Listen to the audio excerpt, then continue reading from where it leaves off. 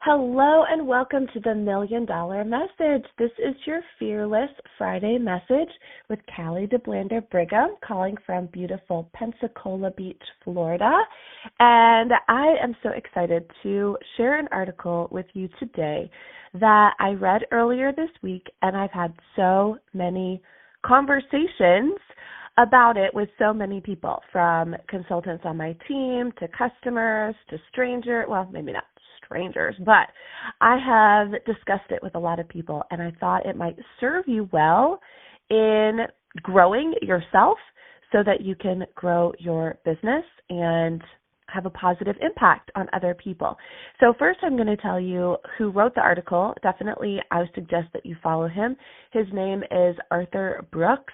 He is a professor, he's an author, he's an economist, and one of the things that he is known for is speaking about happiness.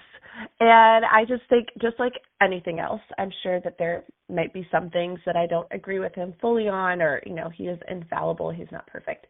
But I first heard him on a podcast, and then I started to consume some of the other content that he gives, and I just feel like we can always be learning. So one of his books, I think, is maybe The Secret to Happiness or something. So, and it's not all what you think. So I'm going to read in full the article to you today, and I hope that this makes an impact on you like it made on me, because I will say that there are soft skills and hard skills in this business. And I don't mean soft as in easy, hard as in hard. But the hard skills are the things like booking scripts and following up with people and all those things. And I know that that is mission critical. We need to have those skills in our business. Those are things that you can learn. Those are things that you can put on repeat. Those are the things that you can find, tools for. The soft skills are those that are a little bit more challenging. These are kind of the people skills. These are the self-development skills. These are the skills that serve not only in your business, but they can serve in all of your life. And I think that this is one of the things that will set you apart. Okay, so here we go. But today's topic, how to have more zest for life. Are you ready? Okay, these are Arthur's words. One of my friends has a remarkable power to make the people around him happy. There's one personality characteristic of his that I find especially winning: his enthusiasm. He's excited about his work and fascinated about mine. He speaks about his family, but also the economy and politics. He has, as the 19th century philosopher William James put it, zest for the common objects of life. And then he goes on to say what the science says. Some people are just naturally more zestful and enthusiastic than others, of course. Indeed, this is related to personality, a large part of which is genetic. And I'm just going to pause and say that I remember hearing about a happiness study, and the results of the happiness study were fascinating, that a large part of your happiness and your attitude is genetic, and a large part of your happiness level quotient is circumstantial, but the largest part and the controllable part is choice, right? Okay, so back to the article. In 1949, the psychologist Donald Fisk expanded on that work when he identified 5 major personality factors. Later research further refined the features of these traits and named them openness, conscientiousness, extroversion, agreeableness, and neuroticism. 2 traits out of these big 5 seem to be especially important for happiness.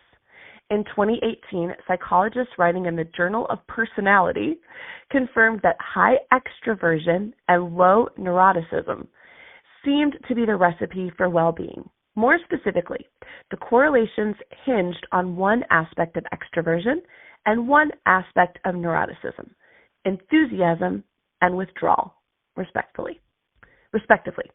Zesty and non-zest, you might say. You might say that enthusiasm and withdrawal form the poles of a spectrum of behavior. Enthusiasm is defined as being friendly and sociable, leaning into life. Withdrawal denotes being easily discouraged and overwhelmed, leading one to lead out of social situations and into oneself. If we could become more enthusiastic and withdraw less, the data suggests, we would become happier. We might become more successful too. Nothing great was ever achieved without enthusiasm, Ralph Waldo Emerson wrote in his 1841 essay, Circles.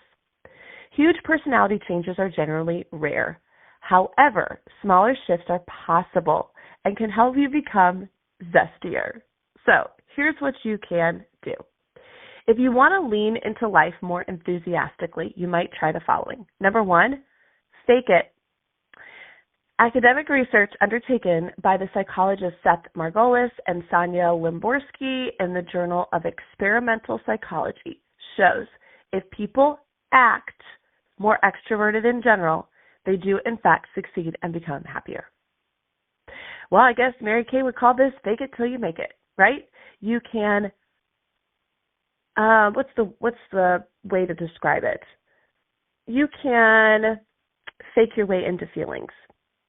You know, I think about this all the time. How many times, especially when I was building my business, did I not want to book? Every single time. So how many times did I pretend like I liked to book? How many times did I like to warm chatter? None. But how many times did I just tell myself, just act like you do?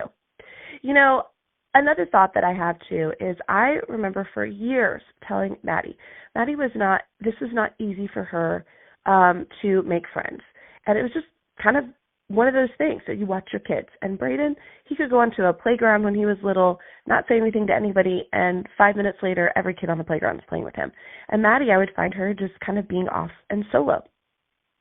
So I thought to myself, okay, there's one thing that I need to really make sure that she understands, and that is that she may not feel like being the one to extend the hand of friendship, but that doesn't matter, that she doesn't feel like it. So I would tell her to be the first friendly. I would say when you go into a group, nobody wants to be the person that says, hi, my name is so-and-so, what's yours? Hi, do you want to sit next to me? Hi. No, I mean, it's very rare. That's just human nature to want to not have to be that person. But I told her it will serve you well in life. You don't have to feel like it. You just do it.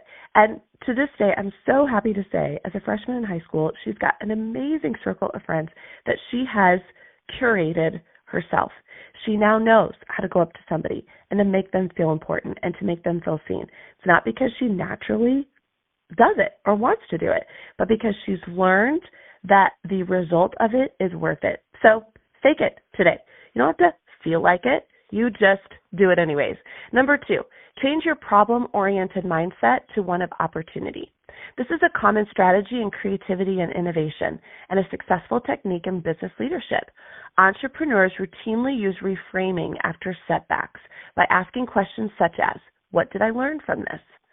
You can increase your enthusiasm for things you would ordinarily withdraw from by affirming, this is hard for me, which is why I am doing it, or something similar. And number 3, curate your friends.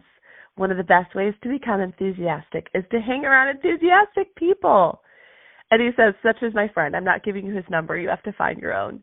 By doing this, you'll be taking advantage of what psychologists call emotional contagion, in which people adopt the emotions and attitudes of those around them. Fighting your tendency for withdrawal doesn't mean that you can never be alone. There's a difference between a neurotic withdrawal from life and deliberate solitude. So all the introverts like me say amen. And the inability to be without company and stimulation is not necessarily mark of a good health either. What matters is your motive, whether you're moving away from others or toward being alone, or conversely, whether you are moving toward others or away from your own thoughts. I hope this helps you today. We can all be a little bit more zesty. So let's fake it if we need to. We can change from problem-oriented mindset to opportunity-oriented mindset, and let's curate our friends. All right, go forth and be zesty, friends. Have a great day.